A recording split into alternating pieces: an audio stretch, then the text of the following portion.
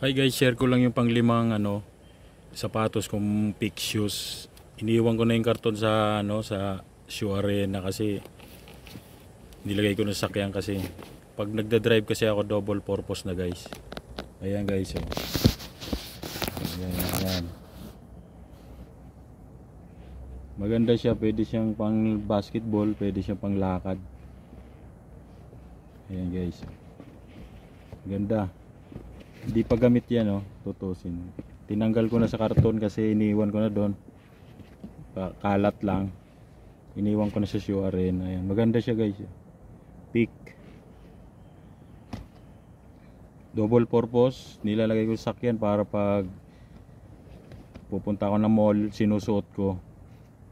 Kasi pag nagda-drive ako, nagmamadali, tsinelas muna ako.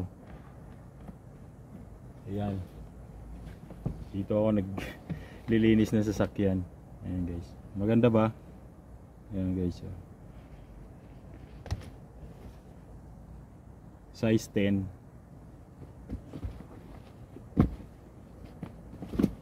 Ayan. Diyan ko muna siya ilalagay. Oops. Ayan. Punasan natin yung mga gilid-gilid. Sasakyan. Ganun lang dito pagkagising, trabaho, kain, trabaho, tapos yan, karwas na kung ano yung kabayo mo, mga driver, linisan mo na yung kabayo mo.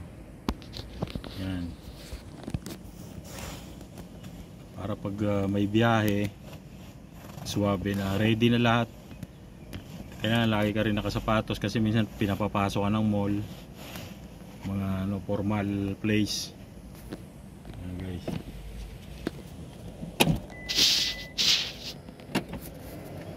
Yan, ganito lang buhay dito guys sa Middle East.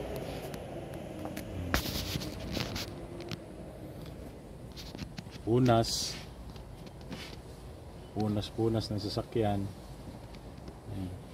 Ganito lang umiikot ang buhay namin, mga OFW, yung driver sa bahay, yung mga driver sa company, mga usually iba-iba rin yung sistema nila. Yan. Dito kasi para sa akin mag-aana rin to. Pagkagising mo, linis ka lang ng 3 kabayo. Yan. Kabayo tawag namin sa mga sakyan, kabayo. Yan. Yun lang guys. Share ko lang yung panglimang shoes ko. Pick. Pag nakita ko kasing sale guys, mura, medyo kalahati lang yung presyo. Bilhin mo na kasi minsan na lang yan diba? Hindi naman yung sapatos, hindi naman lifetime yan pamimigay mo rin yan. Yun lang guys. Bye bye, ingat.